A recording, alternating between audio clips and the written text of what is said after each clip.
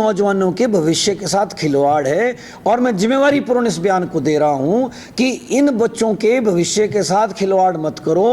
कांग्रेस सचिव चंद्रशेखर ने प्रदेश सरकार और जल शक्ति मंत्री महेंद्र सिंह ठाकुर पर जल शक्ति विभाग के डिवीजन भराड़ी और सरकाघाट में आउटसोर्स के माध्यम से रखे गए युवाओं के भविष्य के साथ खिलवाड़ करने के आरोप लगाए हैं। ये आरोप उन्होंने मंगलवार को जारी प्रेस वार्ता के दौरान लगाए हैं। चंद्रशेखर ने कहा कि आरटीआई से ली गई जानकारी के अनुसार धर्मपुर और सरकाघाट डिवीजन में 1137 युवाओं की भर्ती की गई है।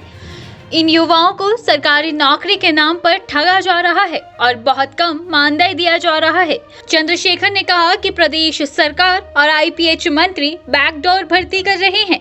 जिन युवाओं को आउटसोर्स पर रखा जा रहा है, ये सब भारतीय जनता पार्टी के कार्यकर्ता हैं। उन्होंने कहा कि इन युवाओं को बिना इंटरव्यू के रखा गया है, जिससे आरक्षित वर्गों में प्रदेश सरकार और जल शक्ति मंत्री के खिलाफ भारी रोष है। देखिए, आरटीआई से जो सूचना हमें मिली, हमने उसी को आधार बनाकर बात की है और धर्मपुर के जो भराड़ी डिवीज़न है आईपीएच का और सरकाघाट 2 डिवीज़न है जिसमें हमारे 5 सब डिवीज़न आते हैं, इन सब में लगभग 1137 और अभी भी ये निरंतर जारी है। इसमें सबसे बड़ी बात ये कि कोई इश्तिहार नहीं छपा, कहीं से अखबार में नहीं छपा, कोई आपने इंटरव्यू कॉल नहीं किया, आपने जस्ट रात को फ़ोन करके अपने लड़कों को बुलाया और कहा कि आपको जलरक्षक, पंप ऑपरेटर और फिटर के तौर पे हम नियुक्तियां दे रहे हैं। अभी 3 महीना पहली बार इनका टेस्ट कंडक्ट हुआ, उसमें 90-100 के आसपास के लड़कों को नौकरियां दी गई हैं, लेकिन 3600 रुपये और 4600 रुपये कहीं पर भी हमने नहीं पाया।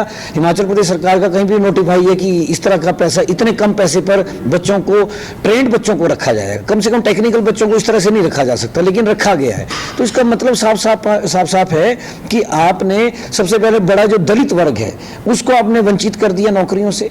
आपने शेड्यूल कास्ट कम्युनिटी को वंचित करने के बाद आपने एक्समैन का जो बच्चे कोटा जिनको मिलता है आपने उनको वंचित कर दिया।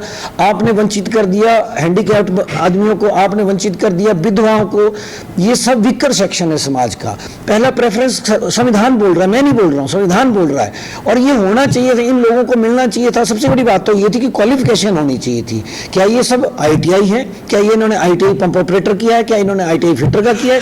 तो ये जो हुआ है, ये सारा का सारा भारतीय जनता पार्टी के ही कार्यकर्ताओं को, मात्र एक पार्टी के कार्यकर्ताओं को आपने इस तरह से जुगाड़ किया कि 6.5 करोड़ रुपए, ये भी आरटीआई में आया है कि आपने मानदेय के नाम पर उनके लिए एक अलग सा फंड दे दिया। मानदेय, ऑनरेरियम फंड को किसी भी नीति में नहीं लिया जाता। ऑनरेरियम जैसे वार्ड मेंबर को ऑनरेरियम मिलता है, किसी दूसरे को ऑनरेरियम मिलता है, तो मानदेय के आधार पर आपने उनको रख लिया और उनको तगमे के तौर पर बोल रहे कि हमने सरकारी नौकरी दे दी। ये इन बच्चों के साथ छल है, ये धोखा है।